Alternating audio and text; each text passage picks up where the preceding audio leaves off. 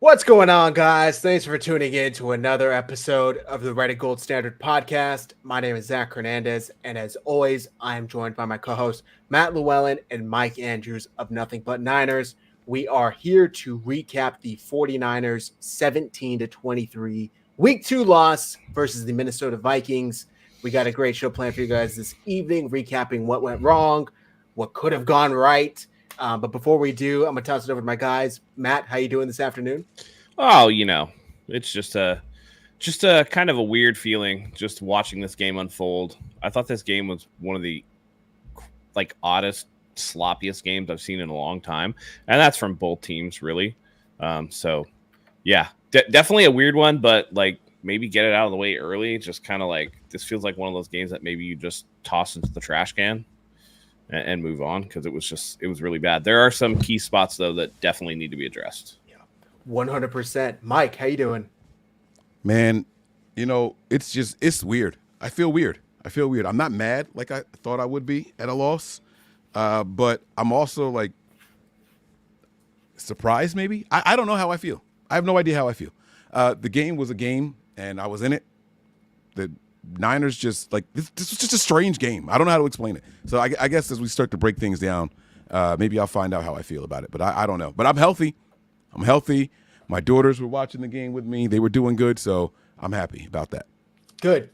Yeah, it was a very weird game. Before we went live, we were talking about how it's kind of one of those whatever can go wrong will go wrong for the 49ers.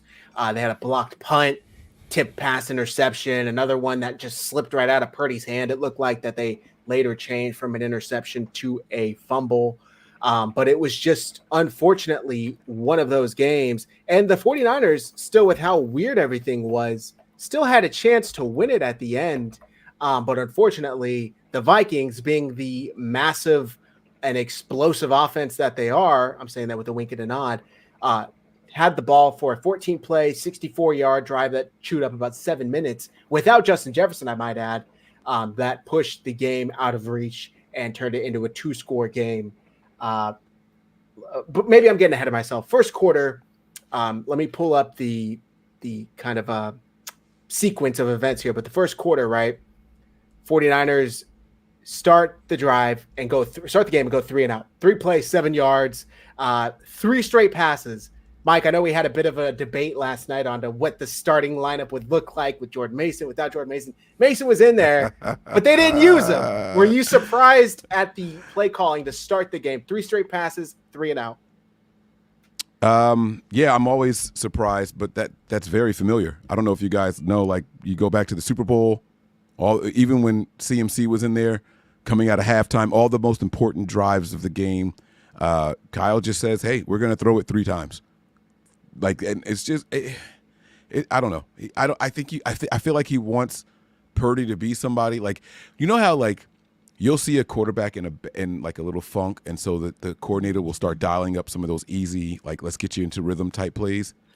Kyle doesn't do that out the gate for Purdy. It's all right, let's drop you back, 5-step drops, 7-step drops, and try to air this hoe out as if you in the third quarter, you've been playing all game and you're in rhythm. He just doesn't do it, and it's you have a good run game. You have an offensive line built to run the ball.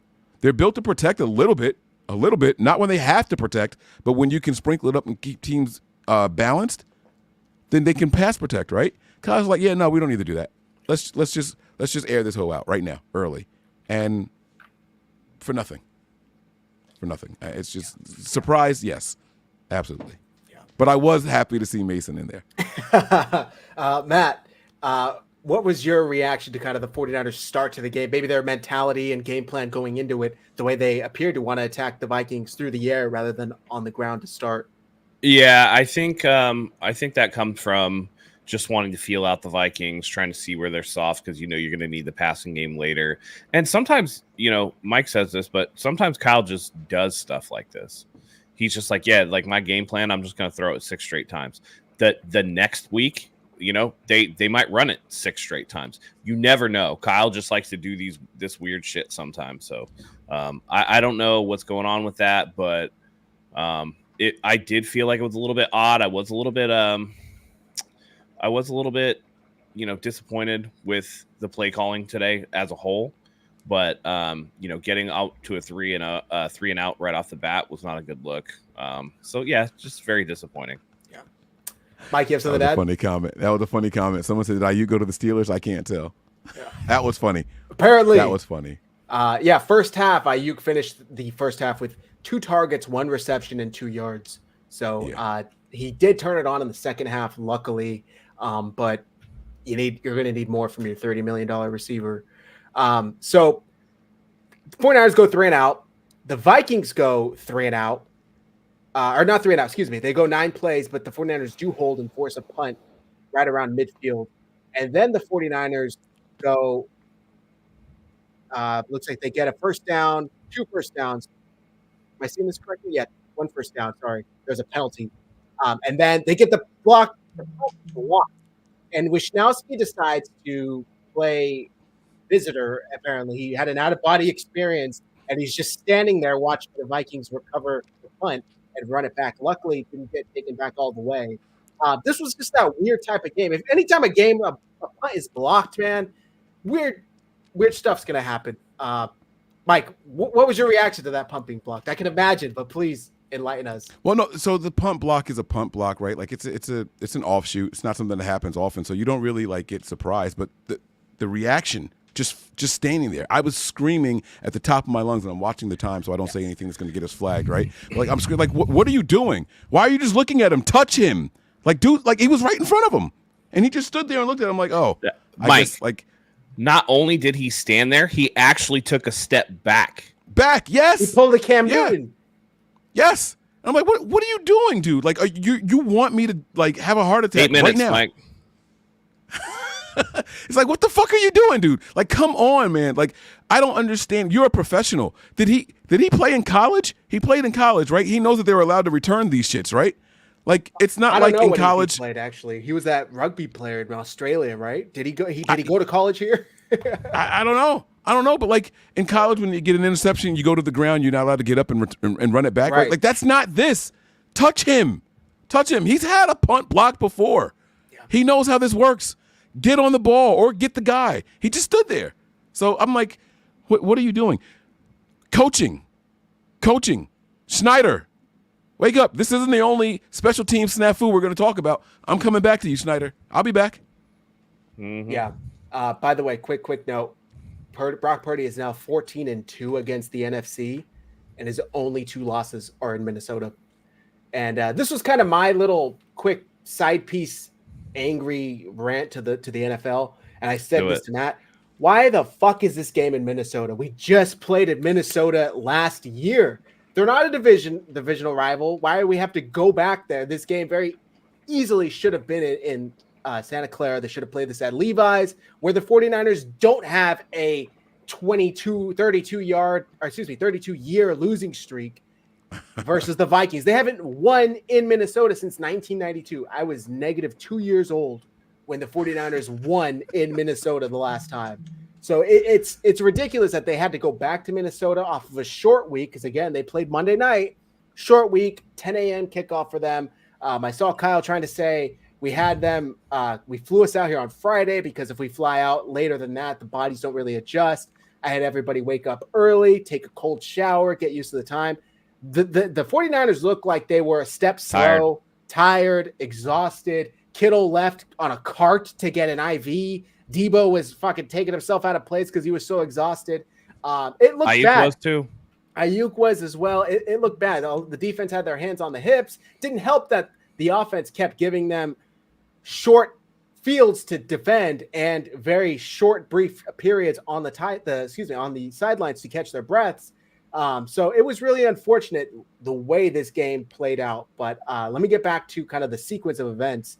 So after the block punt, the defense actually held. 5 plays, only allowed them to go 20 yards and forced a field goal. And then this is where I thought, okay, Niners are going to get it in rhythm. They got this shit. They get the ball, at their own 1 yard line or something like that. But this is when the dumbass from Minnesota catches the ball and walks into the end zone. So the 49ers get a touchback. And then they proceed to go 88 yards on 15 plays. Short pass, Jordan Mason run, another 10-yard pass to Kittle, Mason up the middle for 9 yards. And we're getting inside the 2-minute warning. So the Niners, 148 take a timeout. Mason for another 5 yards, Mason for another 7 yards. And then you get 2 offsides on the Vikings. So it's 1st and 5 at the 43. Excuse me, this is the end of the first quarter, not halftime. Purdy gets sacked, which, by the way, he got sacked 6 times today. 6 times. We'll get to that. Yes. Let's roll through the game. So another 11-yard pass to Kittle, 25-yard pass to Jennings. I'm thinking these bitches are cooking. They got this shit going. It seems like once the Niners kind of get into the rhythm, things are going. It starts getting good from there. Jordan Mason, another 9-yard run. Mason, another 7-yard run. Mason loses a yard, but that's all right. 3rd and goal. We got all the way up to 1st and goal at the Minnesota 4-yard line after that 7-yard run by Mason. Incomplete pass to Aiyuk. Loss of 1 yard on 2nd and goal. 3rd and goal. Short pass to Kittle, who almost gets into the end zone, but I thought got all the way down to the 1. These fucking refs, is a Carl Sheffers or whoever the fuck it is, gets the 49ers the ball and spots it outside of the 2-yard line. I'm thinking they're going to quarterback sneak this shit, push it in. Shout out to the Eagles. No, they put us outside the 2-yard line, and it's 4th and goal from like the 2.5. And I'm thinking, shit, maybe just run it still. Nope. They pass the ball. Purdy drops back, and to his credit, he did have Jennings open, but defensive lineman gets his arms up, passes tipped, and still the ball kind of lands right next to Jennings' arms. I think it ends up getting broken up in the end zone, but they end up turning over on downs at the 1-yard line or the 2-yard line. And I'm thinking, all right, Vikings are going to get the ball. We're going to get a pick six. We're going to get a safety, or we're going to pin him back deep here. Absolutely not.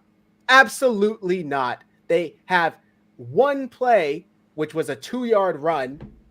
And then on 2nd and 9, Sam Darnold drops back 5 yards into his own end zone and finds Justin Jefferson for like technically it's 97 yards, but this throw was like 103 yards because he was in his own end zone. In the end zone, yeah. And finds Justin Jefferson, who Jair Brown decides to react late. Matt caught it before I did. I was blaming both of Brown and Odom, I think, for chasing Jefferson, which is you never want both of your safeties behind the receiver. And he takes it to the house. Yeah, Brown had the over-the-top coverage. That was his responsibility, was the deep. Yeah. For sure. What corner was supposed to be on him? No, Odom lined up over him at the line of scrimmage. So Odom had him. And who thought that was smart? Okay, so here's where I will say, if you're bracketing coverage on Jefferson and he gets by Odom with the understanding that Brown is responsible for the top and that another receiver has man coverage. So essentially what you're saying is Ward and Lenore have coverage on the outside receivers. You put Odom in the slot with the understanding that Brown has help over the top, and Brown just rotated late over the top. Because if Brown is there, that's an interception, or Darnold doesn't throw it. Instead he throws to the dig underneath. Either way, it wouldn't have been a touchdown. But that play was Brown. Brown got a little bit of the Hufanga-itis and his eyes got a little bit wide on that underneath route. When I don't understand that you should know at all times where Justin Jefferson is on that field. Yeah. There's no Jordan Addison. You had a bunch of bums out there with Justin Jefferson, and they fucking cooked you all night long. The only positive on that play was the effort by Odom. He ran all the way down to the goal line. He tried. That was the only Brown positive even on gave that play. up prior to that. As soon as Justin Jefferson cut back, Brown stopped running. Yep. That was disappointing. That was very unfortunate to see. By the way, the chat's pointing it out. Another 17-point outing from the team and another loss. If you guys remember, the 3-game losing streak last year, they were only able to put up 17 points. So it was really unfortunate to see. So they get this ridiculous fucking touchdown pass, right? I'm thinking, all right, that's a fluke. It's 10-0 at this point. And the 49ers get the ball. They get it at their own. They get a touchback, so they get it at the 30. Incomplete pass to Juice. 19-yard pass to Debo. First down at midfield. 1-yard run by Mason. Short pass to Juice. Short run by Mason. It's 4th and 2 at the 43. The 49ers decide to go for it, down 10 points. Purdy kind of scrambles a bit and then decides to run it up and kind of jumps forward, is ruled short. I thought they should have at least measured it. They didn't do anything. They moved off for it really quickly. But either way, Aiyuk was called for an illegal shift. So turnover on downs. The Vikings get the ball back. I don't know. Was I the only one who thought that was way closer than they just automatically like moved on from? Yeah, I think it was 6. I think it was 6 and 1, half dozen of the other, though, right? Yeah. Because if he does get it, then they just accept the penalty, and then it's 4th and 6, and then Shanahan probably punts or whatever. Maybe it changes field position, but at that point, it wasn't what, The problem is that the 49ers had already burned timeouts. Yeah. Yep. So for Kyle to be like, "Oh, I should challenge this," it wasn't going to make it. It made no sense to challenge it because you're gonna give the ball back to him either way. So. Good point. So they get the turnover on downs, but Frederico comes through. The Vikings go 4 plays, 37 yards, and then Darnold drops back and tries to hit Sherfield. Fred says, "No. I'll take that." Plucks that right out of the air, right? And I'm like, "Oh shit, Sure. Here we go. Down Sure. 10-0. Fred gets this and runs it back 25 yards, gets to the Niners 35-yard line. The Niners then go 5 plays, 65 yards, starting with a Debo Samuel pass for 28 yards. Jordan Mason run for 7 yards. Mason run for 22 yards. Mason for 1 2-minute warning. So it's right before half. And then Purdy drops back at the Minnesota 7-yard line and finds Kittle on a tight end screen who's able to run it, punch it in.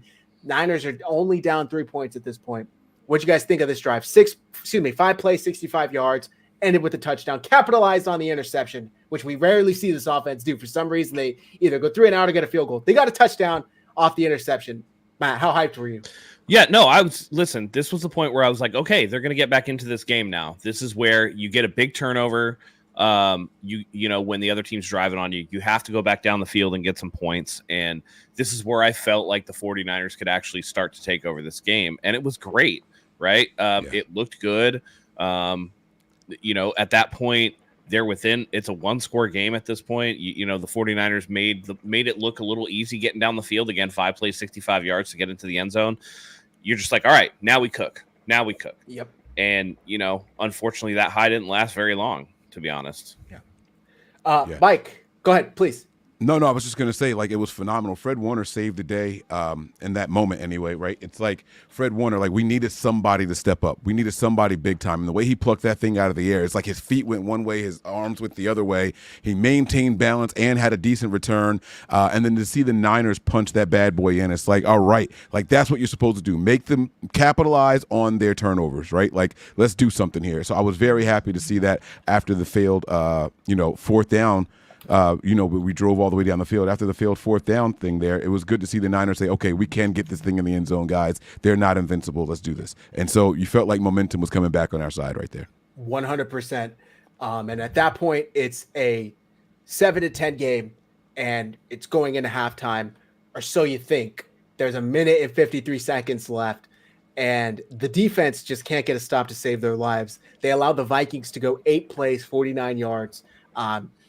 Pass to Naylor. I don't think this kid's like in a second start in the NFL. 18-yard pass on 1st down. That was a dot too. Yeah. Darnold gets sacked for Bosa. Shout out Bosa. So it's 2nd and 15. I'm thinking, all right, they're going to hand it off and we're going to go to half. Nope. He hits Jones in the flat, but it's a short game. It's 3rd and 13. Excuse me. This is what I'm thinking. They're going to do a draw and call it. No, he hits Justin Jefferson for 16 yards. Mike, why the fuck can't the 49ers get off the field on 3rd and long? This is like a repeating issue, no matter who the defensive coordinator is.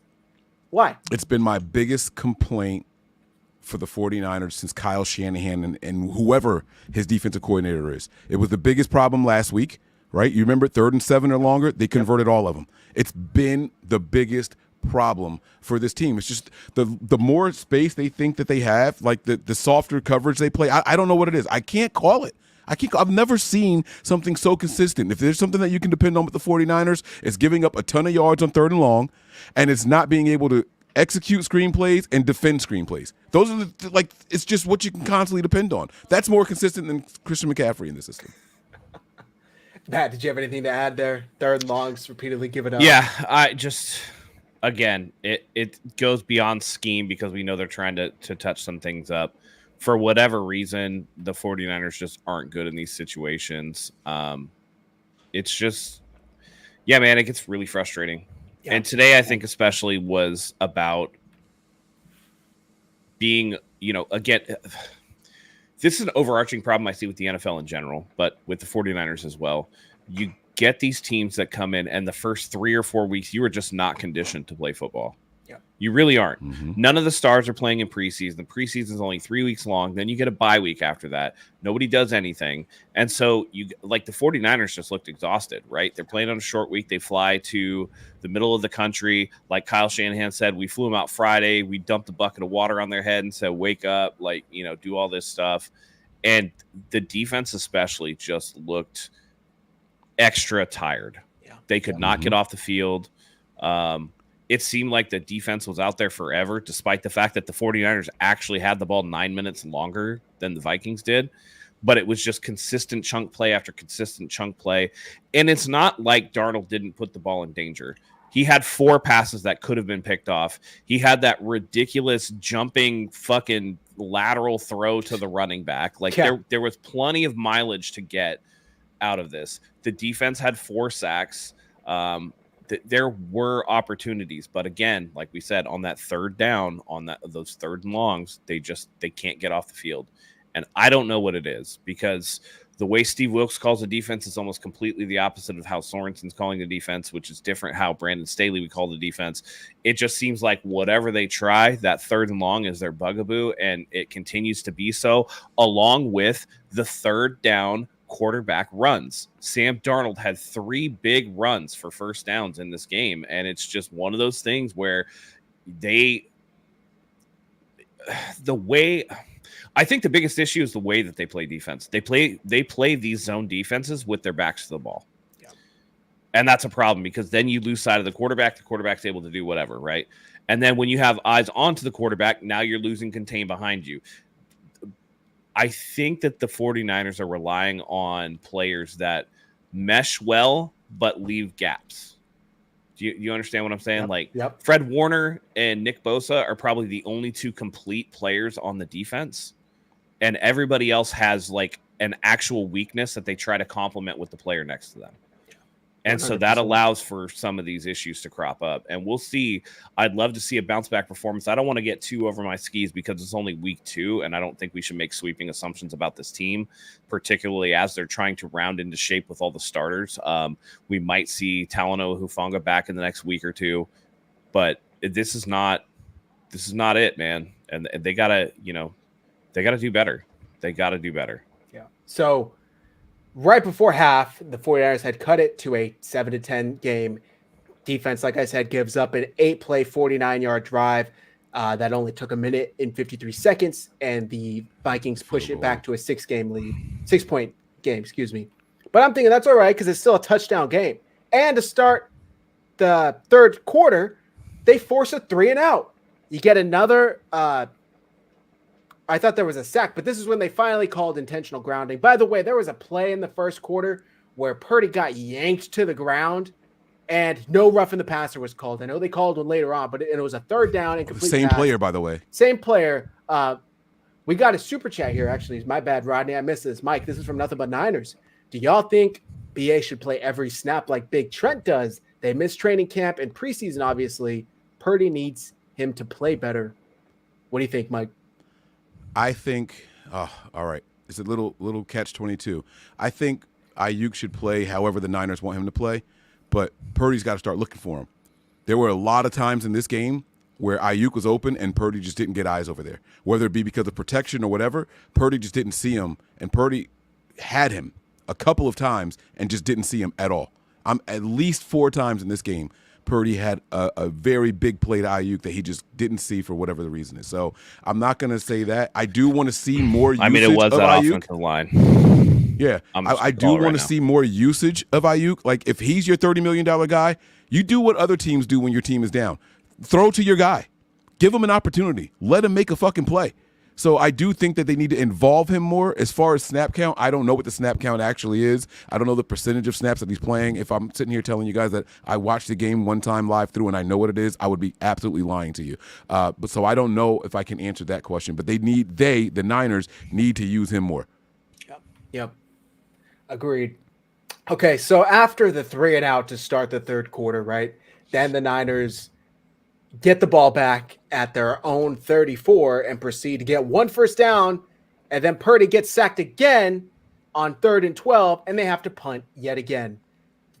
Vikings trade another punt after Bosa gets his second sack of the game.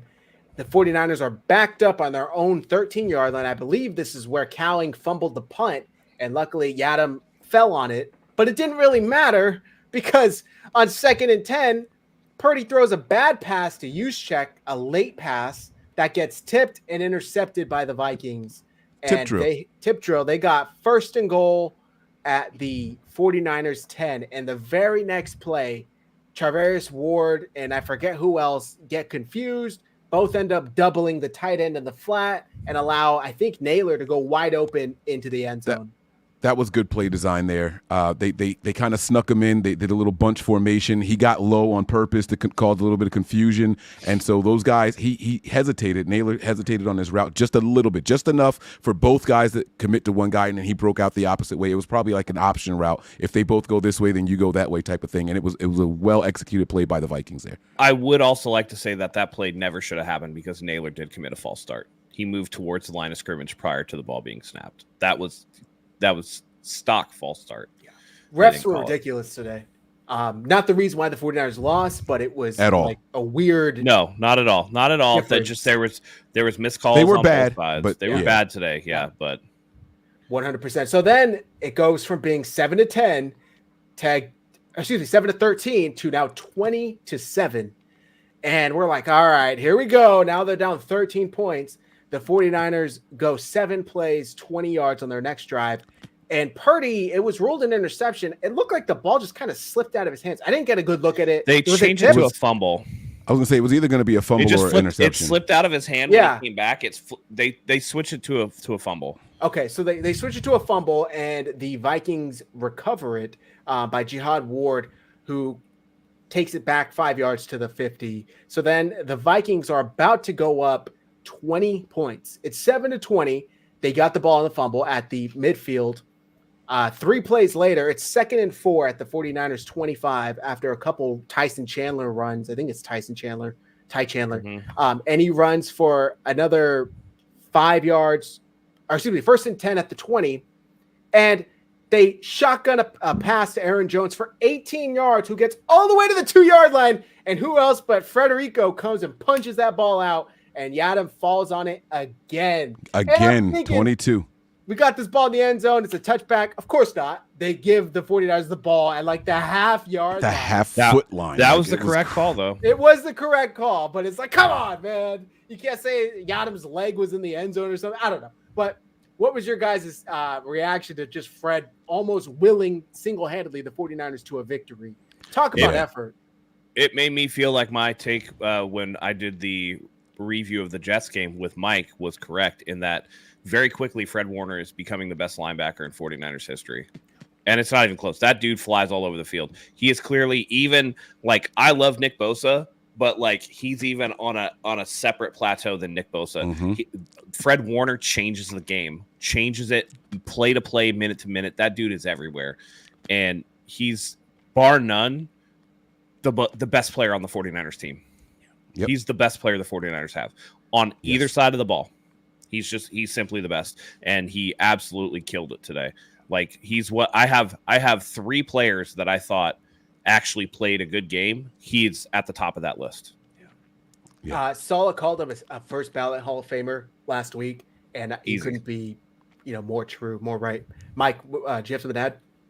No. Fred Warner's the man. I mean, I won't waste our time. Like he is, like Matt said, far and away the best player on the 49ers team. Amazing effort. Just really shows the 49ers are about to be down 20 points. Instead, they get the ball question, back. Though. Yes, sir. Quick question, because this is going to be a play later on, of course.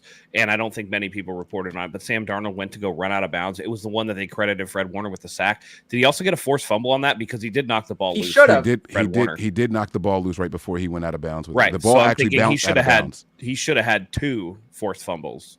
Sam Darnold is credited with 2 fumbles. There you go. And Nick Bosa, they don't have the stat here on ESPN, but I would assume if Darnold has 2 fumbles, Warner would have been the one to force one of them. So 49ers get the ball back at the half-yard line, and I'm thinking, shit, just quarterback sneak it to get some room. Nope. Mason runs for 4 yards. Purdy hits Debo for 9 yards. And these are some tight windows that Purdy was doing. I got to give him credit. He threw some dimes certain times of the game. He did. Yeah. Purdy hits Debo for another 17 yards. Purdy hit Conley for 4 yards. Purdy hits Aiyuk for 7 yards. And now they're up to almost near midfield. Run for no gain. Incomplete pass. Suddenly it's 3rd and 10. And I'm like, shit. Purdy hits Kittle for 14 yards. And Jihad Ward finally gets flagged for roughing the passer because he did throw Purdy to the ground after the ball was out. So you get a 14-yard gain plus a 15-yard penalty. Suddenly the 49ers are at the Minnesota 29-yard line. Purdy threw a dangerous pass that luckily fell incomplete to Kittle. He was in between 2 defenders, almost intercepted by, I think, Byron Murphy. And then it's 2nd and 10 at the 29. Purdy hits Debo for 13 yards. This is the one where Purdy's scrambling and Debo's standing there and he catches it right on the sideline. He brought that foot up right as he caught the ball, and Minnesota did challenge it, but it was ruled a catch.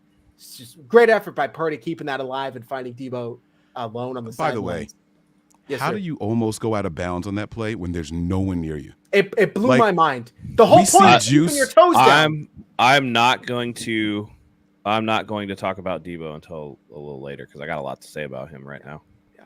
But like we see Juice, a fullback, do this like it's his job. Like, and with his back to the ball, like he's doing it falling out of bounds with tiptoes. Why should that even have been something that had to be reviewed by a wide receiver? Right? No, that's what I'm saying. Like, but the fact that it was even that close for them to throw the challenge flag, and during the live, people were like, "Oh, I don't know, his heel was out of bounds." Like, we were sitting here like, "I can't believe this is happening," because like it shouldn't have been. Yeah, it very well could have been the other way, but I don't think there was enough to overturn it. He had both feet down as he caught the ball, and then he took his other foot off. So luckily, it was ruled a catch. It was confirmed as a catch, and then the next play, Mason up the middle for 6 yards, and then Mason to the right for 10 yards and punches it in for the touchdown. 99 yards, technically 99 and a half yards. The 49ers marched the fucking ball down the field, 12 play, 99 yards, under 5 minutes to get it to a 6-point game. And I'm thinking, this is it. This is when the 49ers are going to get this shit. They're already in the fourth quarter, 10 minutes left. Defense just had a nice 5-minute break on the sidelines. Were you guys equally as sure the 49ers had this game in the bag when they scored this touchdown as I was? Go ahead, Mike. I was going to say, yeah, I was, because I don't know if there was a one drive, I believe it happened already, where the Niners got the kickoff. There was a penalty. Then there was a false start. So we started from the 95-yard line. We drove all the way down the field. Kyle goes for it on 4th and didn't get it. Did we get to that? We did that drive. That was the right? first or second one, yeah.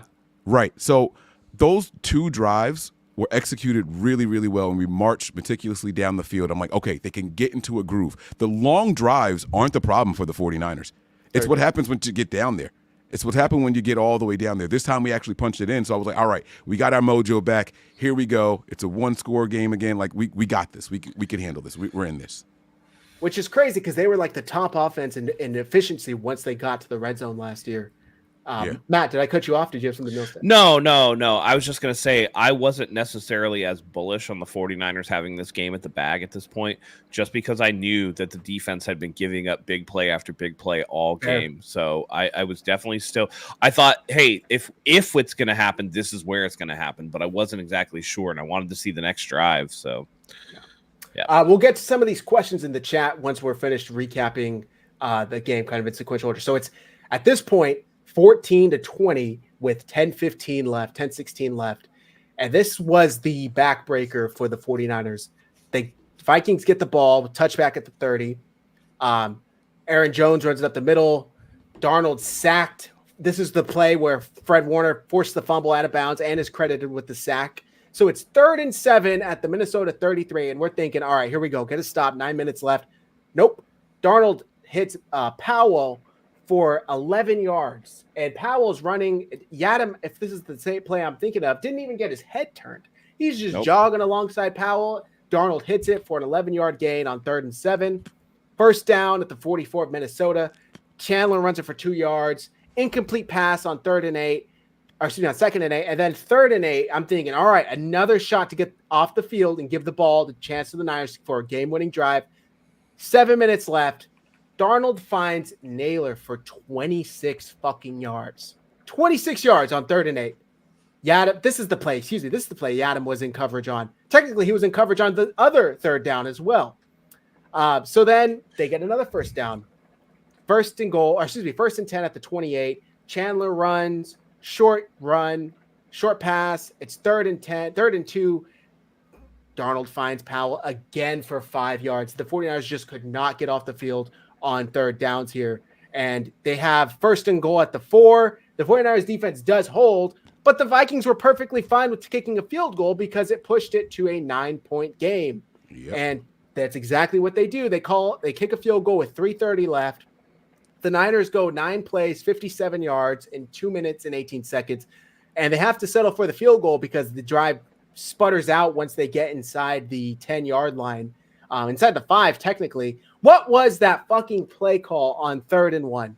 It was like a screen pass to Debo that almost was intercepted. Almost intercepted by Van Ginkel. Well, would have been a fumble, but yeah. True. But we don't. When have we ever executed a screen? But like, am I the only one that thought? Hey, we're in field goal range. We're down 2 scores. Just take the field goal and the time on your side. Like, did no one else think that during the game? Like, I'm like, dude, we have to get a field goal no matter how you spin this thing. Get the field goal. Put your defense back out there. Try to get a stop. Play for the 2-minute warning. You had a timeout still in your pocket at that point. Like, we used the timeouts on that. Like, we didn't have to do that. Yeah. Get in field goal range, kick it, and then say, defense, we need you. Fred Warner was rising to the occasion every opportunity he could. Like, you got to trust the defense at some point, Kyle. And he just like, oh, no, we're going to keep going. And try to get in the end zone. Like, I wasn't going to trust the defense today in Kyle's defense. The defense was shit today. The defense was the worst part of this team today. I just figured you need 2 scores anyway. You need 2 scores. Just kick the field goal. But that tunnel screen on 3rd and 1 from like the 4-yard line, I know that the chat got into an argument whether or not run the ball or not. I would have been fine with literally any other shot at the end zone than a tunnel screen. It was unfortunate. You can't run the ball there. You can't run the ball there. Yeah. So the 49ers settle for the field goal, and it's 17-23, and then they have to do the onside kick, which they have to announce. Wishnowski kicks probably the worst onside kick attempt I've ever seen. Doesn't bounce. I don't know if it still has to go 10 yards, but it didn't go 10 yards at all. And then Vikings recover. Darnold takes 2. It has to go 10 yards for us to touch the ball. Unless Minnesota touched it first. The other team. Yeah. Okay. Right. Got it. Okay. So that's game. Yeah, the 49ers lose for the 8th straight time. I just want to pull this up just for clarification. You disagree that the defense was the worst part. In what way? And I'll just leave it there. I just want to see. Might have been worse. Offensive line maybe had been worse. I mean, maybe the defense let Minnesota be 7 of 12 on 3rd downs. The defense let the Minnesota Vikings have more total yards with 9 less minutes on the field.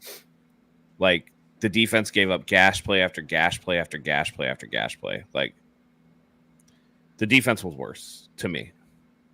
I guess I would argue that if the offensive line played better, we could have won this game.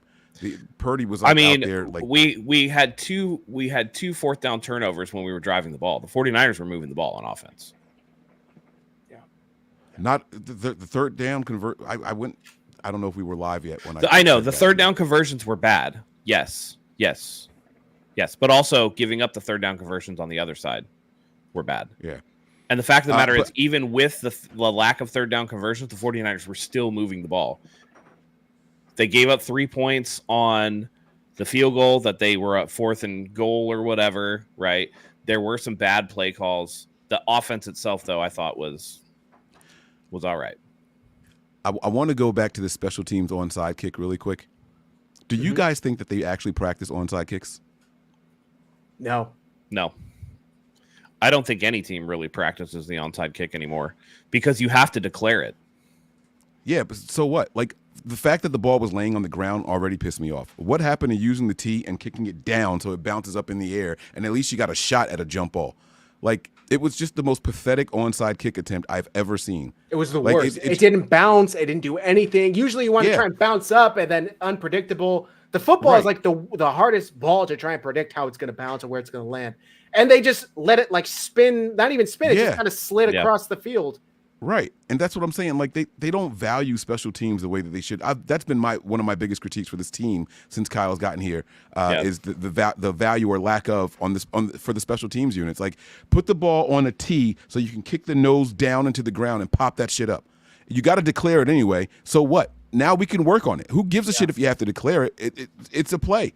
Like, it's going to be something that's going to decide the outcome of a game at some point today, and you need it. It's a tool that you have to have in your belt. I don't know if you guys out there have toolboxes. I got one. It's a really big one, and I have never used half of the tools in there. But if I need one, I know it's in there. You got to have it. Yep. But here's what I'll say. It shouldn't come down to that. This game should not have come down to that. The 49ers played down to the Vikings because the Vikings made a lot of boneheaded plays that they tried to give up a lot of the game. Right. And the 49ers made more boneheaded plays, whether it was Purdy throwing it to Juszczyk. There were a couple of throws that Purdy had, like one early to I think it was Jennings on third down, that the ball didn't quite get there because, once again, our right tackle can't block. And there was a guy pulling on Purdy's foot as he's throwing the ball. Right. And so he can't get a stable base. Just all the way around a bad game. And I want to make this clear, when I say that the defense was worse, that doesn't mean that I think that the offense was great, right? Because the offense wasn't great. I said there's 3 players that actually played a good game, and we can get into that whenever.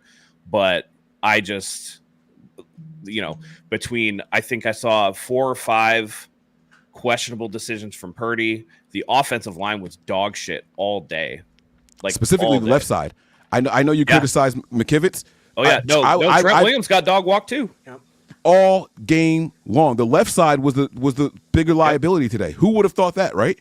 Who would have thought that the left side would be the bigger liability? Like, come on, man. It was unreal. It was bad all the way around with, pockets collapsing the whole time, Purdy having to run for his life.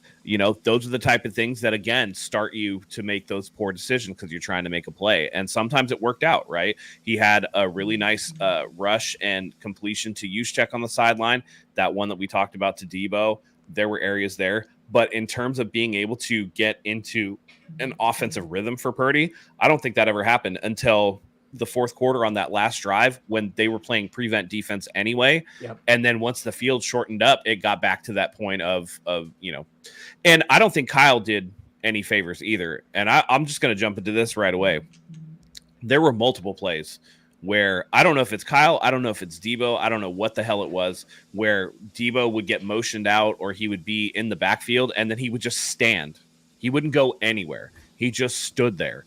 I don't know if that's supposed to be like a late safety valve type of thing, but when you're taking a guy out of the play before the play even begins, right, I don't understand what that kind of play call was. So I think that Kyle Shanahan needs to look at a lot of these plays, crinkle those bitches up, and throw them in the fucking trash can because it's not working. And there's a reason why it's not working, and we can get there as well. Yeah.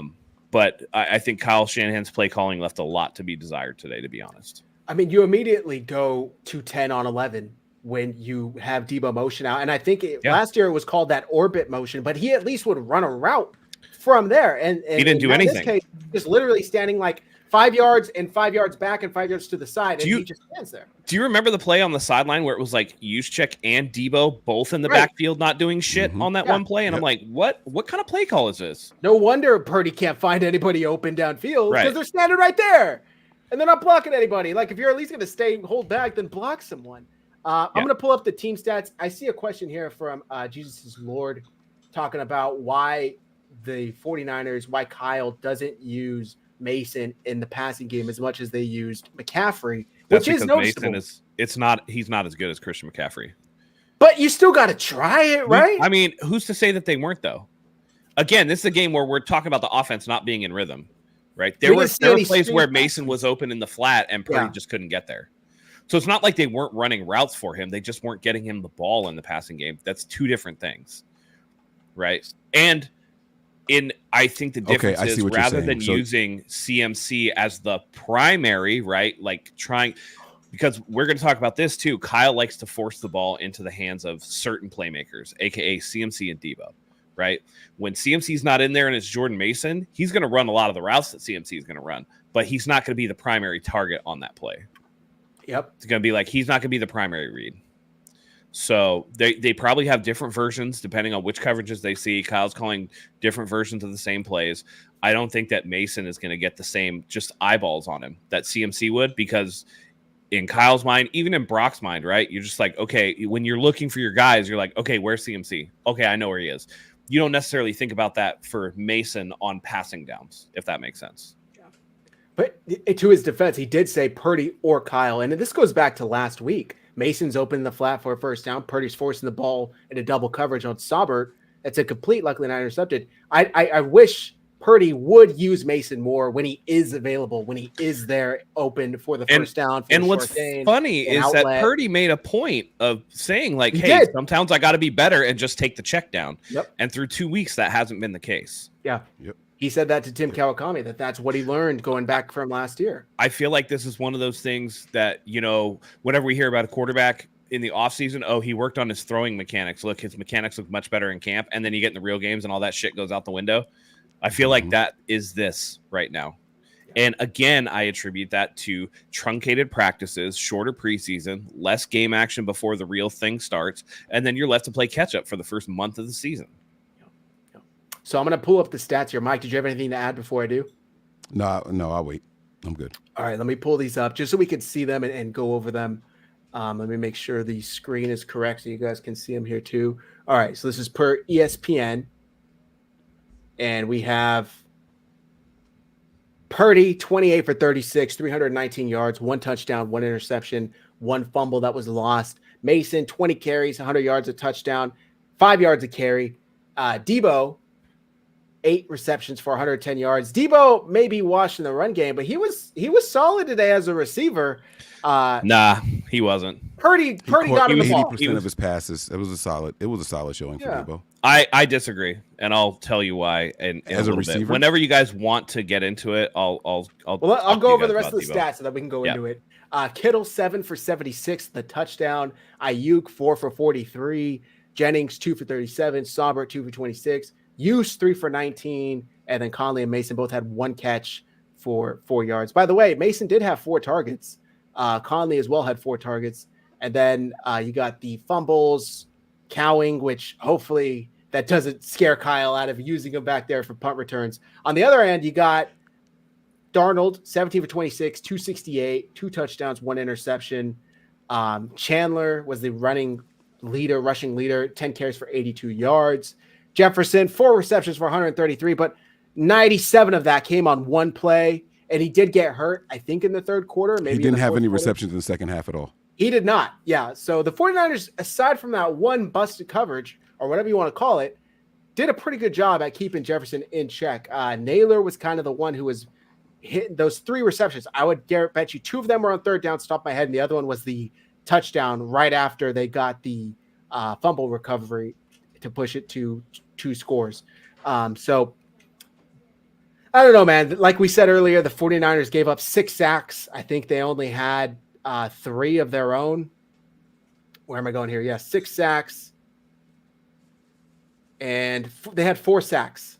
So let's see. Givens had 1. Fred Warner had 1. Bosa had 2. I think Gross Matos was. Oh, no, I guess not. It was because there was the intentional grounding. Yeah. When Gross Matos had it. Okay, so Matt. Please, you want to get into so Debo? Statistically, Debo had a good game receiving. I can't take that away from him. 8 catches, 110 yards, really. The problem comes when you try to dial things up for Debo.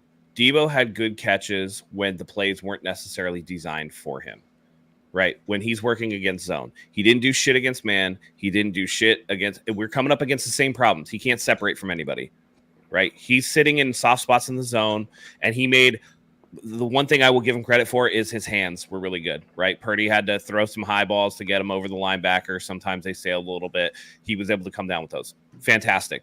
But also, he has like 4 penalties in 2 games. He can't separate from anybody. Looked absolutely lazy again on his route running. When he was getting the handoffs, it just didn't look like – it doesn't look like the Debo that pinballed defenders. He just doesn't look the same. So yeah, he's working against zone, and Debo will thrive in those areas. But that is so specific, like that you're handcuffing everybody else on other plays. When it's man coverage, you might as well just scratch Debo off the progression read because it's not going to happen. Then all of a sudden it's like, if we go into man coverage, we're going to leave Debo one-on-one with whoever's covering him, and we're going to bracket coverage to Aiyuk. We're going to bracket coverage to Dewan Jennings. We're going to bracket coverage against George Kittle because they know that Debo's not going to be able to separate. So while he has a good game, I will say that overall, I stand by what I said. Debo can't separate, and that's going to become a problem the longer that it goes on. The other part of this is that Kyle has such a hard-on for getting Debo Samuel the ball that I do think that it is detrimental at times to what they're doing. That tunnel screen down by the goal line never should have happened. That's a terrible play call in that situation. You need to be aiming for the end zone, right? You were trying to, I think Debo caught 3 catches on that.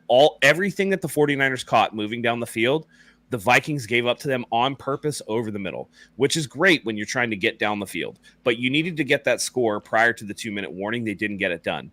And again, Debo got stuff over the middle. He got stuff on scrambles. He got stuff with zone coverage. Nothing against man, nothing out of the backfield. It's at this point, the key with Debo Samuel is just stick man coverage, go against man coverage and then double team whoever else and leave Debo one-on-one. He got clamped up by the Jets linebacker last week, tried to show up Purdy. It is what it is, and people can say I'm hating all I want. I'm just telling you what I see. And again, against zone coverage, he's going to thrive. He will thrive because he's smart. He knows how to take advantage of zone, right?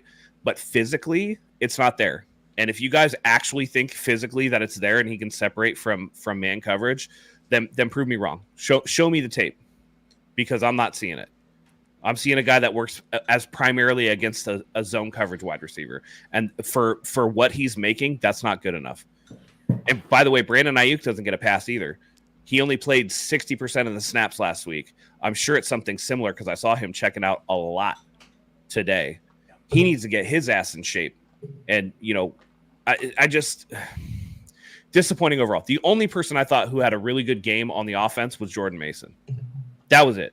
Everybody else left a lot on the table and a lot to be desired. Kittle had a solid game. I think Kittle had a good game. But when you have to leave for an entire series to go get an IV, because again, conditioning comes into play and you get cramps. This is the second week in a row that a key 49ers player who played almost no time at all and was coming in again. Kittle was coming in off an injury, core muscle surgery or whatever, but you can't have your guys hire a water boy, hire a Gatorade hydration guy and force it into these players' faces, because there's no excuse to have to leave for an entire series.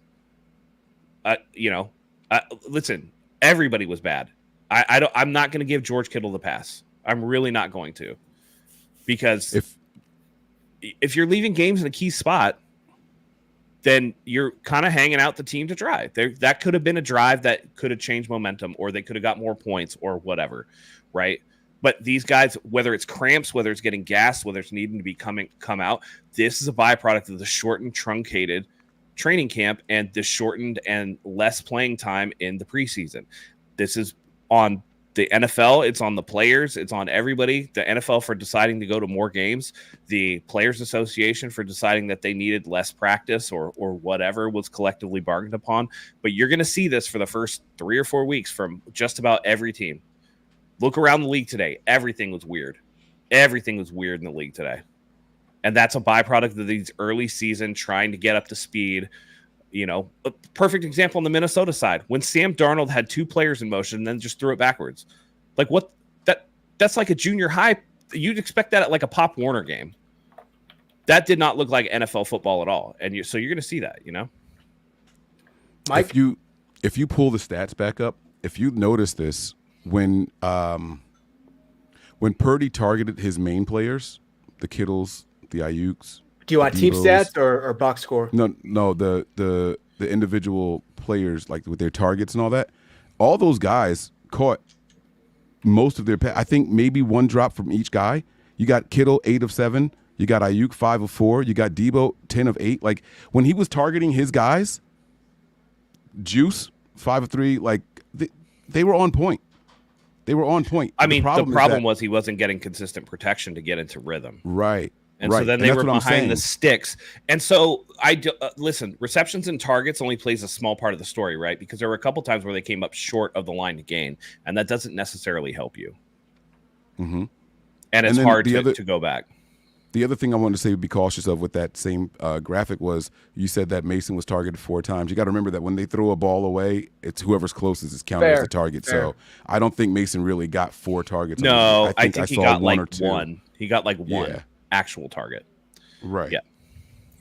So people in the chat mad that I'm talking about like being disappointed. Listen, not being conditioned is a real thing to be disappointed in. Sorry, guys. And like, I will take. Listen, I'll take George Kittle having to miss a series instead of missing games. Like if you tell me that that's the George Kittle we get all year long, there's a value there for sure. For sure, but to say that George Kittle being out for a series didn't affect that series is not being honest. Oh yeah, no, I would never say that. Anytime you're missing these star players, I mean, it's going to affect you. Listen, I got to stop reading the chat because people in the chat acting like I'm like shooting these guys' dogs or something. You know what I'm saying? Like, do you want me to listen? I'll ask the chat right now. Do you want me to just like blow smoke up the team's ass, or do you want me to like keep it a buck and tell you how I feel? Well, no, and see, we're reacting to what we saw. Yeah, of course, and it's fine. There's plenty to be disappointed with. There's absolutely plenty to be disappointed with today.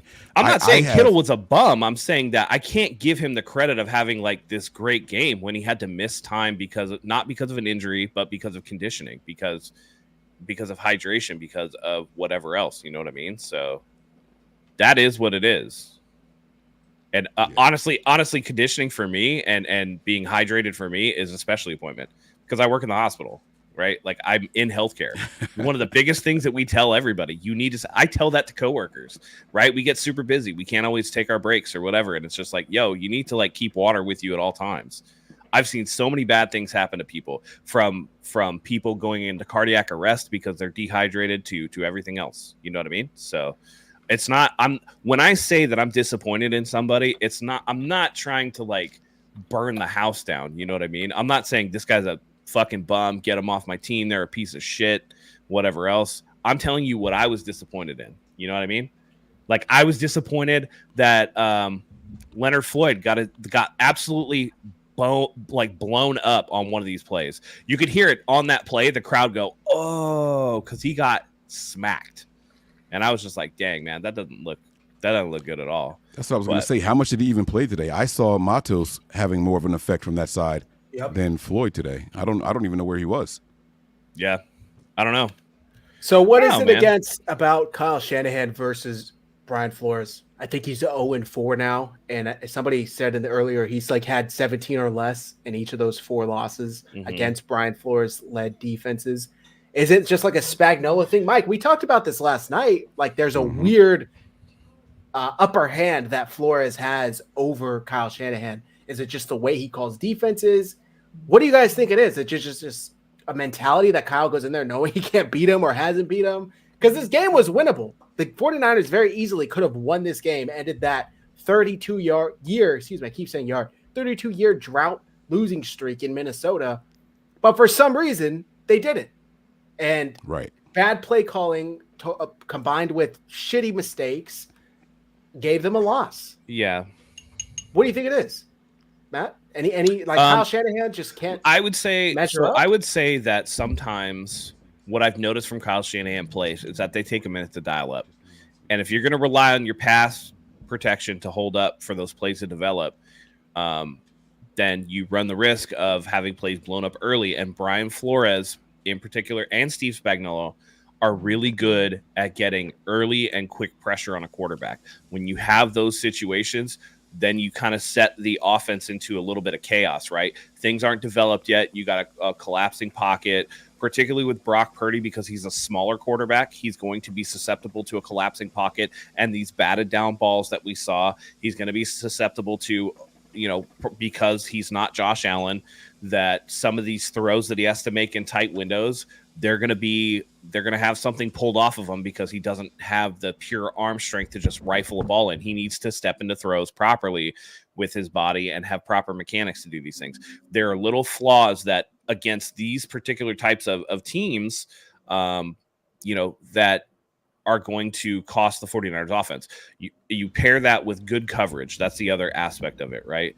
Linebacker play, whatever. The 49ers are going to take advantage of linebackers all day. But if you can have a good enough coverage to take away the best player on the 49ers in terms of whoever that plays drawn up for, whether it be Aiyuk, whether it be Debo or whatever, and you can get a pass rush home, then you don't allow Purdy to have time to go through his progressions properly, and that's going to stall this offense out every single time. Can I ask you guys a question about our defensive line? Sure. Forget stats and sacks, which we got. Were you guys disappointed in the play of the defensive line today? Because I wasn't. You guys were? I was. I thought they were disruptive as hell in the passing game. No, well, I thought they were disruptive. I thought that there were a couple plays, and Bosa was another guy that I thought in general had a good game. He was my third guy, but he was a distant third, mainly because there were times where he took opportunities for certain things that maybe he shouldn't have. So in particular, there was not setting the edge. So when he would dive inside and stunt inside on a non-pass play, because I think sometimes Bosa falls a little bit in love with the quarterback pressure and will forget his assignment to keep contain, and that's allowed some runs to get up on us. I did think, again, that last week I thought the run defense was really, really good. Today I thought it was pretty shitty. You let Chandler get 10 carries for 82 yards. After Jones went out, they started gashing the fuck out of us because Jones didn't do shit. Right. Yep. That's what I was going to say. It's weird because it was all the outside stuff when they didn't contain the edges. If they weren't getting it up the middle, the defensive tackles were disruptive. They didn't get sacks. Yeah, I understand. But how many times did you see Hargrave?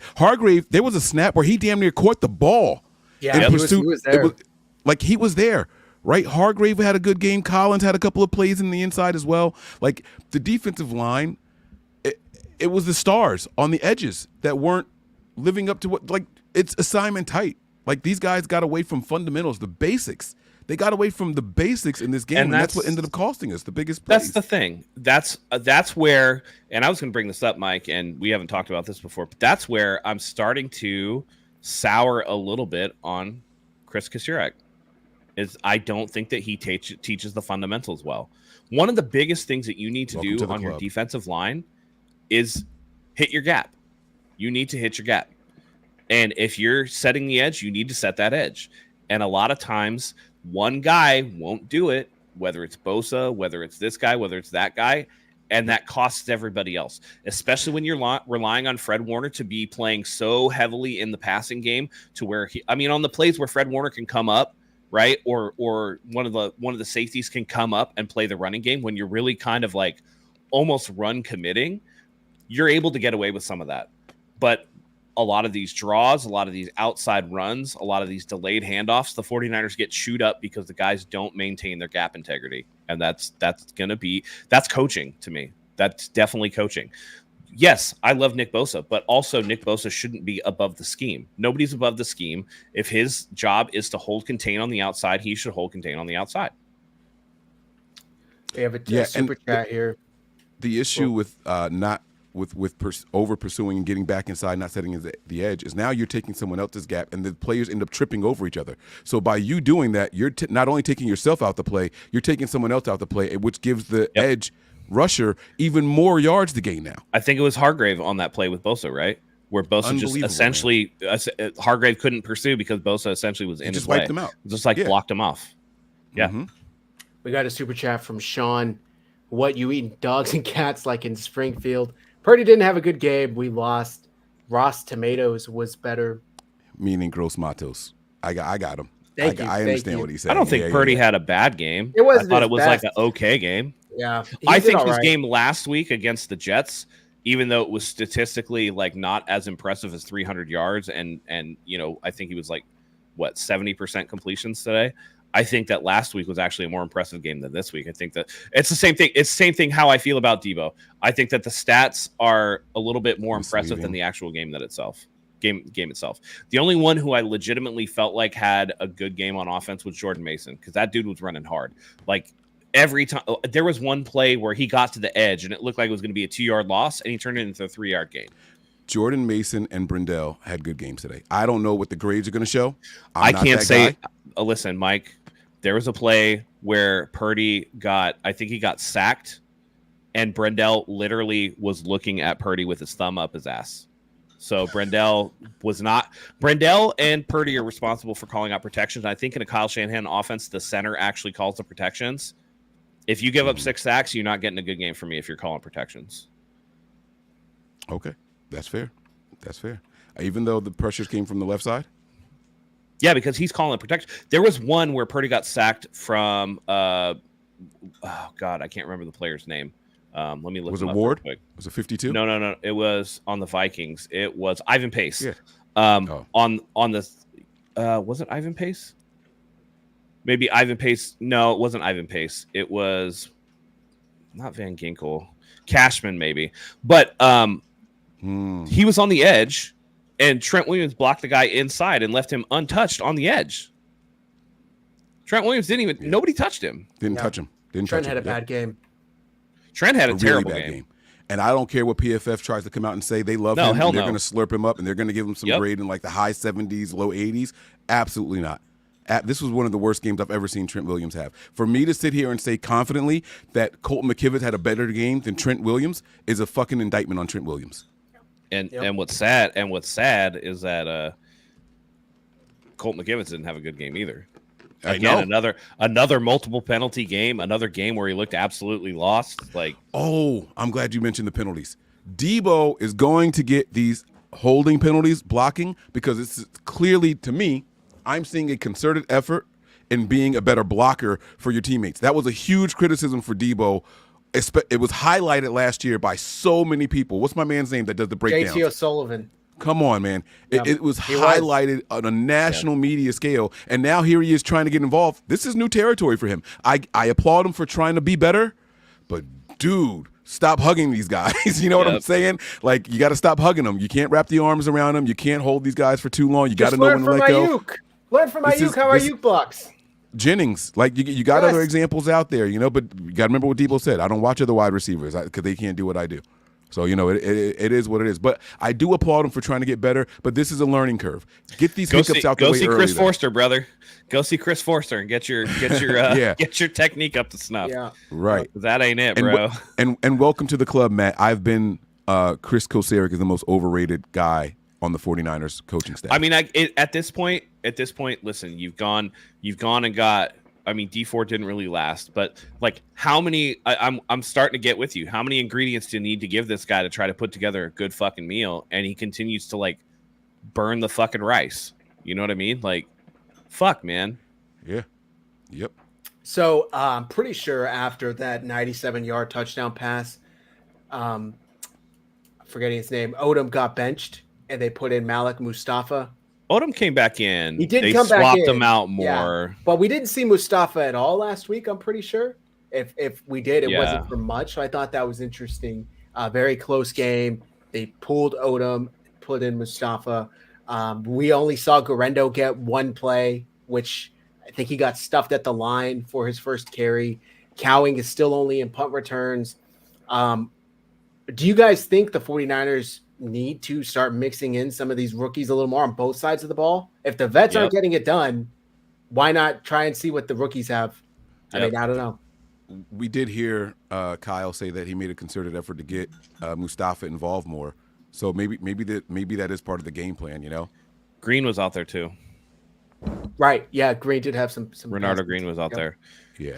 Yeah, I'm hoping that they don't take away punt returns from Cowing just yet. Like, everybody's going to have a fumble, right? Like, it is what it is. Like, coach them up or whatever. Did you see how that happened? I'm sure. I think he lost it in the clear section of the roof. I don't know if he lost it. It was literally a boom or bust play. I think he knew where the ball was coming, and there was a big gap. But that defender came down much faster than what he thought. So he threw the fair catch really, really late and then tried to reset his hands. I think that he thought, holy shit, I got this. I can make a play right here. And then he looked back down to see how close the defender, all right, fair catch, and then tried to catch the ball. Like, that was like, if there was one blocker there, and there was a blocker, but the blocker didn't take the right angle to get in the way of the defender running down the field after him. So I think that's what really, really messed him up. And, man, he was so close to busting that one. But it was, like I said, it was going to be a boom or bust play, and it ended up being a bust. Yeah, and I listen, I think you need to have patience, right, with Cowing. You need to have patience with the rookie. I would like to see Cowan get more involved as just a difference maker in the offense. Yeah. Even if it's just something where you're like, hey man, just run for the fucking end zone, right? So you can open stuff up over the middle. I love Juwan Jennings, but Juwan Jennings is going to be limited in his route tree. That's just the simple fact of the matter, right? Juwan Jennings had 2 great catches today, but it was still only 2 catches. I don't know if his route tree is limited as much as he's just not a tackle breaker. You know, I think Juwan can run some good routes, but he's not going to do much after he gets the ball. But what I'm saying is he's not like BA can run every route on the tree, but you're never sending Jennings on a streak. Like never in your life are you sending him on a streak. You know what I'm saying? You're not sending him on a streak that you're going to make into a comeback. You know what I mean? Like the corner is not going to bite on the streak. He's going to defend the comeback because he's just going to stay in your pocket. That's what I'm saying about the route tree. In the intermediate game, you know, to the sideline or to the middle, yes, he can run all those, right? But also you're not going to run Juwan Jennings on a ton of slants either because his get off is a little bit slower. What I'm saying is when you have an athlete like Cowing, you can essentially use him to blow the top off people in a way that you can't use Jennings to allow for underneath stuff, like a lot of the zone passes to Debo, right? Cowing can take a safety out of there and create a hole in the zone because the safety has to respect Cowing's 4.3 speed in the fact that like he can blow him over the top. So that's kind of what I'm talking about. Cardinals just went up 31-3 over the 31-3 over the Rams. By the way, no one should be crazy. surprised by early season success by the Cardinals. This is exactly what they do every single year. No. Don't forget that 8-0 start, guys. Like this is just what they do. They are always really good and competitive in the beginning of the season. I will say though, after not doing anything last week, Marvin Harrison looks like the guy that they drafted. Stud. He looks fresh, dude. Yeah. He looks good. And just by the way, real quick, just on the other side, Mike, you mentioned the Cardinals looking good early. The Bengals never look good this early, and they're up 16-10 over the Chiefs. So, well, them and the Chiefs have like this little love-hate relationship thing. So I think sure. what are they like three of the last 4 matchups between them they've won. Yeah. So it's kind of one of those things, right? The Niners, Kyle can't beat Flores. The Bengals seem to have the number for the Chiefs. So, but also back to my point with the Cardinals looking good early, the Niners are always finicky early on. They have these games in the first 4 weeks of the season where they just shit all over themselves in one of these games. Yep.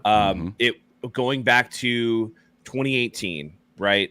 In Minnesota, ironically, Jimmy Garoppolo has the 3 interception game, or it was that maybe that was week 1, right? 2020, it was against the Jets. Every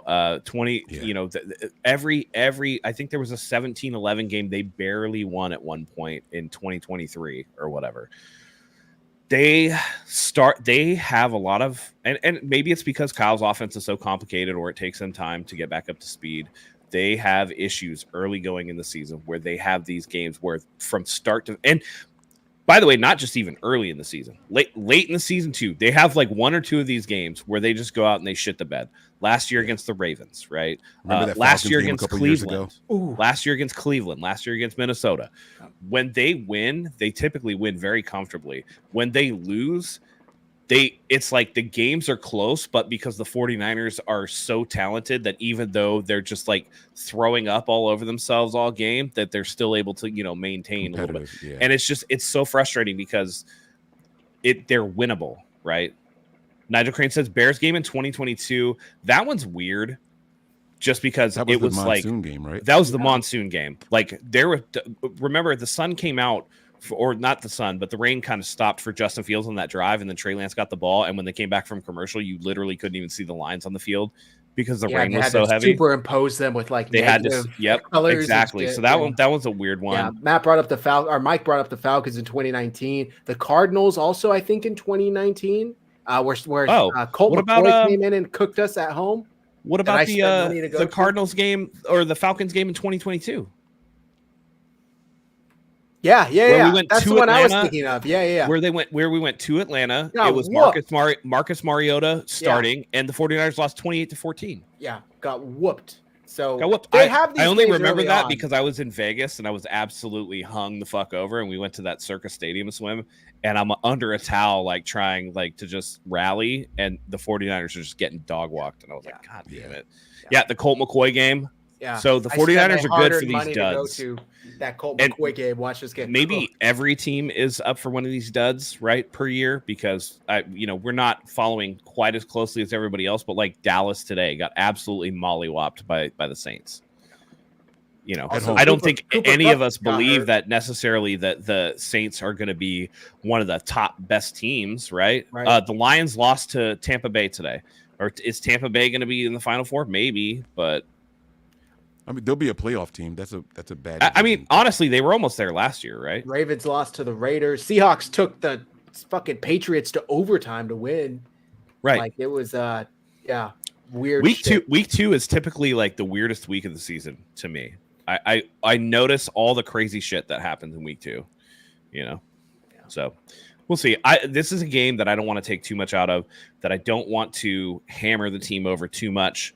And I'm hoping that it's one of those games that is like a slap in the face that wakes you up, a little shot of the smelling salts, so that they come back to Levi's South and just dog walk the Rams next week. The Rams are very injured. Cooper Kupp just went down. So Yeah. if he's going to miss I think he's going to miss the rest of the game probably with that. If the draft was today, what position do you guys think the Niners need most? Tackle. Yeah. Either right or left tackle, because Colt McKivitz sucks and Trent Williams is getting old. Or corner. Interesting. Corner, that depends. I need to see development out of Renardo Green. If Renardo Green develops and he can take Ward's spot, then not necessarily for corner. I'm glad you guys mentioned corner. What the fuck was up with Ward today? It was a bad game. He has one or two of those games per year too. Remember what the fuck? Zach, do you remember last year I was hammering on Char? I was like, I'm not calling him Mooney. Yeah. I'm not calling him Mooney because he's playing like shit. Yeah. You know what I mean? I had that issue with him last year. Wow. Well, I was begging, like, please. First half, I was like, please, just let Lenore shadow Jefferson, please. I will throw a fourth player on the good game list. I did think that Lenore played a good game. Lenore played very well. I thought he was going to be one of the three. I would rather let Ward walk and re-sign Lenore. Right. Yeah, I think Lenore's in line for I was going to say Pro Bowl, but I don't even know if that's a fucking thing anymore. He's in line for like an all-pro season. I'm just going to say it. He's there playing as good as he's in line for a top 5 cornerback contract is what he's in line for. So he's going to hopefully not price the 49ers out of his contract. Fuck that. That's why he's waiting. But I think the 49ers, if they are going to sign Lenore, really need to look at what is happening so far this season with Aiyuk and with Trent Williams. Both had instances where they're underperforming, and really make a concerted effort to not let these contract negotiations drag out. You need to get your players from camp. If I'm the Niners, I'm trying to get Lenore done this season. Well, he said no. He said no. They tried. He said no during the offseason. Yes, he said no during the offseason. But right now he's playing, and like you guys said, he's got to be a top 5 corner in the NFL right now. Like I'm not opposed to trying to negotiate again during the season. Like they got to do something. If the 49ers came down and slapped down a top 5 cornerback contract in front of him today, I probably think he would sign it. Right. But the reason you do it now is because the top 5 money is going to reset in the offseason. Yep. Exactly. So you got to try to get it done before it hits that point. And he knows that. His agent knows that as well. But if you throw it out there right now, it'll be really hard for him to walk away from it. So man, it's hard. It's hard because of what Patrick Surtain just got. That contract is ridiculous. Yeah. Yeah. So I mean, would he take anything less than that though? That's the question. That I don't know, but it's not going to get any cheaper. It's never going to be cheaper than what it is today, regardless of how you try to figure the money and the numbers out. It's never going to be cheaper. Honestly, what I would do is try to see if we could get Purdy on a team friendly deal. Like, as soon as the league year rolls over and he's eligible, sign him day one. It was encouraging to hear that the 49ers were working on extensions in February. It was really, really encouraging to hear that for some of their big players. So I know it didn't work out the way they wanted it to, but they were trying, and that's a step in the right direction for this team. They tried to avoid exactly what happened, unfortunately. Yeah. Brandon Aiyuk, and to his credit, he understood what was going to occur in the market. They tried getting a deal done. He was like, no. I know DJ Moore is getting extended. I know St. Brown's getting extended. I know, 3 or 4 other receivers, are getting extended. So I'm not signing anything until those deals happen, because I'm going to be, $5 to $7 million less than them if I sign right now. So he was smart to wait, but it did screw the 49ers over. And in return, it screwed Aiyuk over because now he's out of condition. He's playing half the snaps, and he's not out there being as effective as he would have been had he been at all of OTAs, had he been here for all preseason. Yeah. It's unfortunate. Something Aiyuk did today that pissed me off. I think he had like an 11-yard reception and went right to the sideline for Gatorade. Yeah. Like, dude, we're not in fucking Denver. What are you guys doing? That's what I was talking about. That's what I was talking about. That this offense is not conditioned. Until they're all conditioned, you're going to have these instances. Like, nobody's getting a pass from me. And I think that is actually crimping what Brock Purdy's able to do. If you don't have consistency out there and you can't get into a rhythm, whether that be the offensive line or whether your receivers needing a breather or this and this and that, how are you supposed to expect clicking on offense? And that's where you get these stalled out drives. So let's end the show with what we thought about Purdy, because I don't think we really talked too much about him. Wait. I'm sorry. Go back to that comment right there. That couldn't be further from the truth. No, he cares. These kind of comments. See, like, I understand, like, oh, players get paid and they fall off. Like, that's kind of like this like notion around the NFL and all that stuff. Don't think that for anybody on this team. Yeah. I think Christian McCaffrey is pissed he's not out there and contributing. Yep. I think Trent Williams is pissed at his production. I think Brandon Aiyuk is pissed at his production and conditioning. Like, not on this squad. Not on this squad. These guys are just as disappointed as us fans are. Like, I don't believe that for a second. Yep. I think Jawan Jennings, who got his little contract, is upset that he's hobbled out there. You see him limping and trying to play through it and fight through it. These guys play hard for each other. For each other. If there's one thing this coaching staff does well, is that they have guys that give a fuck about football. That's one thing. Now, whether or not they can perform is another thing. But these guys out here on this team, they all care. I talked about the whole Mason being bored to tears. It's because these guys care. They give a damn. Yep. They give a damn. That's what it is. They know where they're at. And by the way, let me just say that I think that, when I criticize somebody like Debo, it's not that I don't think that he cares. It's not that I don't think that he's trying or whatever, right? Like, he ran shitty routes before he got paid. That's just like that. That's his. That's game. who he is. But he puts in. You can't tell me that dude doesn't put in the max effort for what he's capable of. There's a difference between the effort and then the ability to achieve, right? Exactly. A lot of guys play hard, but you're limited in whatever way. So yeah, I don't think that there's anybody on this team that just doesn't give a shit. That's not the culture of this team at all. Yeah. I know you want to talk about Purdy, Zach. I didn't want you to no, you're all good. I saw this tweet right now that made me crack up. It's about Bryce Young, right? When asked about his confidence, Bryce Young says his confidence is in the Lord. It's that Bomani Jones quoted that, like, bruh, it's only week 2 and he's talking about his confidence is in the Lord. Wow. Poor Bryce Young, man. Poor Bryce Young. All right. So Brock Purdy, we didn't really get too much into him specifically. We talked about receivers, talked about the offensive line. And I could already see the chat. Why are you guys making excuses for Purdy? What about Purdy's performance? So he finished the game, like I said earlier, 28 for 36, 319. 1 touchdown, 1 interception, 1 lost fumble, was sacked 6 times, and had a rating of 101.3, a passer rating, not a QBR. What did you guys think of Purdy's day? Well, I mean, I already touched on it. I thought he made 4 or 5 poor decisions, and I thought that the Jets game last week, even though didn't look as good statistically, was a better game for him than this week. Right, 28 to 36, that's 78%. Completion, right? Like you said, quarterback rating of 101. This is one of those games where the statistics don't tell the story of the game.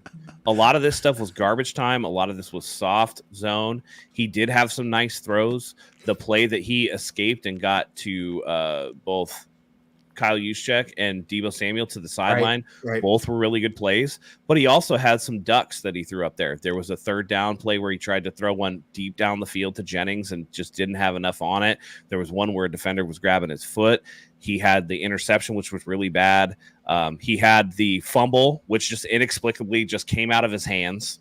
This was not like this is probably one of the top 5 worst games I've seen Brock Purdy play, and the stats won't bear that out. But in terms of overall play, I didn't think that he played great. I thought he was just kind of ho-hum, Yeah. And a lot, offensive line can't get in rhythm. That definitely affects, but you can't just put all of it on everybody, right? Bad play calling, bad offensive line. Purdy contributed that poor play as well. So it's on everybody. The entire offense deserves some sort of blame for that. Purdy was so up and down today. Like, there were throws that he threw. I was like, holy shit, how'd he fit that in there?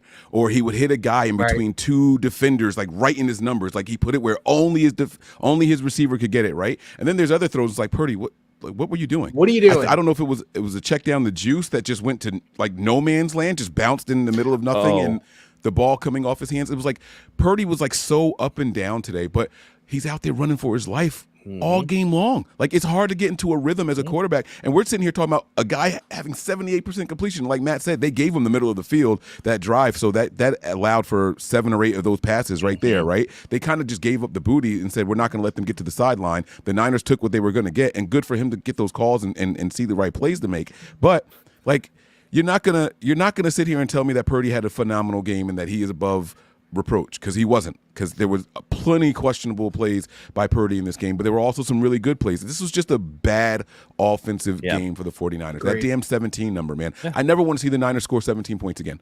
I know. Just chalk it up as a loss. Yeah. I mean, you might as well listen. Don't score 17. Just score 13. That's fine. I don't want to see 17 either. Right. But yeah, like you said, there were some throws again fitting into a tight window. You're just like, damn, dude, that was a dime. He like lasered that in there. And then there were throws like you said. There was one. It was like a fullback screen to Juszczyk where he just airmailed the ball like 5 yards over his head. It's like, what the fuck? I'm just was like, that? that's one of the easiest throws you can make. Yeah. And Juszczyk had blockers with him. That would have been a big play. There was that throw to Kittle, that corner route where there's 2 guys there. So like, why are you throwing that, man? Just go somewhere else with it. Yep. There was a throw. That same play, there was someone underneath Kittle. I thought that's where he was going with the ball. Yeah. It was wide open. No one was on him. Yep. There was a and then throw he forced to one to Aiyuk in the end zone. Yep. Come on. And that was out of bounds. So, again, that play, there was someone else wide open. Yep. It was like, why were you going? I think it was a check down, maybe Mason or something like that. Now, again, it's hard to say without all 22 to see because again, I don't know what the progressions are. That's the only thing. When you feel that rush, and he was sacked 6 times today and under pressure a lot more, I'm really going to be interested to see what the next gen stats say about like actually, pressure. But when you're under that much pressure, then your clock starts to speed up. And then that's when you don't get through your progressions. And this is why I give Brian Flores and Steve Spagnuolo a bunch of credit for having really good pass rush that can get home and enough coverage to not allow easy reads. And that's what tends to hurt this 49ers. And it's easier said than done, right? Not every team is going to have that. Jesus is Lord had the comment right there. It was Mason. The forced throw to Aiyuk. Mason was wide open underneath. It would have been a walk-in touchdown. Would have been a walk-in. And I don't know, like Matt said, we don't know the progressions. That could have been the Niners saying, "Hey, we got to get Aiyuk involved in this." It could have been that's who this play is going to. But you got to be the quarterback and say, "Yeah, no." I'd rather Kyle yell at me on the sideline for a touchdown than what the outcome of that throwing it away was. And they need to have the presence of mind, right? Because on the Vikings side, let's play devil's advocate, right? Let's say you run the same play the exact same way, but instead of Jordan Mason, it's CMC. I guarantee you Kittle's in single coverage. But if you know that Minnesota's not going to respect Mason in the passing game, then you make them respect Mason in the passing game. I think the 49ers should actually look for him because they're forgetting about it. They did it last week against the Jets. Do you remember when we were all sitting there, Kyle Juszczyk running free up the sideline, and we were like, dude, they didn't even fucking pay attention to him. And then a quarter later, they run the same play to the opposite side, wide open, and he gets down into near the goal line. Those are the things you need to adjust to. And I feel like beyond just the sloppy play, the 49ers uncharacteristically did not make any adjustments. They played the same way the whole game, and it was just, Yeah. Which is funny because. Oh, go ahead. Sorry, real quick. Sources Workshop. I've noticed Purdy almost ignores check down 90% done because he just said in his freaking offseason interview with Tim Kawakami after looking at all the tape from last year in the Super Bowl, I need to take that check down more. I'm trying to force it in for a 15, 20-yard gain when the check down's usually open. He needs to take it. Keep the chains moving. Mike, I had cut you off. Go ahead. No, it was all right. There's two of my guys in here from Philly, Brian and Mr. Corey. So if you guys see them heckling, I saw Brian say something along the lines of Purdy got exposed. Those are my Philly guys just coming in here to stir. Oh, gotcha. Don't fall for it, guys. Don't fall for it. Don't fall for it. Yeah, don't take the bait. Yeah. Again, not a great game from Purdy, but 77% completions and a 300-yard game is exposure, I guess, these days. Yeah, I'd be fine with that. That's a Philly fan, so I mean, yeah. I would give Purdy probably a C+ for this game. Yeah. I thought C+. Some tight throws, some good windows, tight windows, good throws, I should say. But questionable decisions. Wish he used his legs a little more, but at the same time, he was under duress like most of the game. When Trent Williams is having a bad game, the offensive line isn't going to be great. Like, I remember on his ass, McKivitz is on his ass, Williams not touching anybody. Yeah. They're just I think the 49ers are pretty dog shit in 10 a.m. games too, to be honest. Most West Coast teams are. Yeah. Hey Mike, can I take the bait just a little bit? Oh, here we go. Get him. I tried to save you. Listen, Brock Purdy was not as exposed today as much as Jalen Hurts exposed himself when he shaved off his facial hair earlier this offseason. Just gonna say. Ooh, fresh. Your boy, I can't say it. My daughters are here. Listen, your boy about to go over to Caleb Williams' house and paint them nails up, if you know what I'm saying. Yeah. No, and Brian, no, I saw him say were the Vikings overlooked or underestimated. Bro, we haven't won there since 92. Like this 92. And Brian Flores has Kyle Shanahan's number for some reason. Did you see the stat that the only player on the 49ers who was alive when they last won in Minnesota is Trent Williams? I believe it. That's wild, right? How crazy. That's crazy. And Trent Williams is 73 years old. Like, that's nuts. Come on, man. I mean, listen, you got to do me like that. Damn. Mike, are you the same age as Trent Williams? Football years. You know, it's like dog years, football years. I'm saying football years, man. There you go. Yeah. There you go. All right. Was there anything else we didn't talk about for this game that you guys want to talk? Yeah. Maybe I should ask, how concerned are you on a scale of 1 to 10? And then we'll get into so I'll lump it in here. I really need to see a bounce back week from Jair Brown, who played like shit today in coverage. Yeah. And I don't know if you guys remember, poorly in coverage. We talked about wanting to see what these safeties could actually do because we didn't get a chance to see anything. And it looks like it's a terrible thing going on back there in that secondary. So we got to see more from those safeties. They have to improve. And they need to do it quickly. This is just me. I don't think that you're going to see Hufanga next week. I think they save him from a natural grass field for his first game back. Wouldn't be surprised. The crazy thing is Jair Brown should be in the box. He should not be playing free safety. The Niners just like overlook certain things, and I just don't get it. I don't understand like how you look at the film from these guys coming out of college and say, okay, we're going to move you all the way over there now. Right. And we want you to do this. And it's like he doesn't have the speed. He doesn't have the quick twitch in the hips. He doesn't have the angles. All of this stuff are things that you need first and second year guys to learn. I mean, or get fucked. No. Like, the comment. Pause. Oh, okay. My bad. Wow. Okay. Hey, well, I hope it went down easy. Like innocent comment. I know. But no, it's Kyron just scored. Sorry, Kyron Williams. I needed that. Yeah, I got him in one of my fantasy leagues also. But like, it's like when Hufanga comes back, don't think he's a savior in the safety. He does the same shit that Jair Brown did today. Exactly. So we got carbon copies of each other out there, and we're expecting these guys to come out here and be saviors. Like, absolutely not. Absolutely not. So we'll see it. We'll end up seeing what happens. But I'm not concerned though, Zach, to answer your question. I don't want to lay it entirely at Brown's feet. I think it's all of the secondary. I do want to ask you guys a quick question though, because now that I think about it, you talk about the 49ers seem to overlook guys, particularly in the secondary, right? We saw them try to move around people to positions that they don't necessarily play. But we've had Wilkes, we've had this guy, we've had that guy. Now we have Sorensen, we have Staley. Is this maybe a little bit of John Lynch meddling? Because he seems to pick these players with the idea that they can become something that they're not. And he, of course, if you look at a Hall of Fame secondary, right, player, a Hall of Fame safety, and he's like, no, we can do this.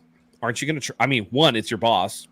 Two, he's speaking from a position of authority. Do you try to make that happen more than you normally would for any other player? Because they did it with Jimmy Ward. They forced it. Jimmy Ward was a corner in college, and they made him a safety, and it worked out there.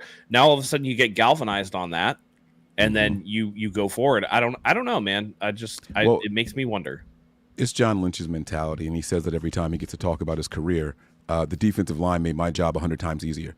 And so I think they kind of just live on that, right? I think they feel like we've got one of the best defensive lines. We've got some depth here. We got a healthy rotation finally. We finally got Hargrave and all these guys healthy. We don't have to invest a lot of high picks and pure free safeties or pure strong safeties. We can just get some guys that we trust their tackling fundamentals and all and put them back there. And, John, that's not today's game.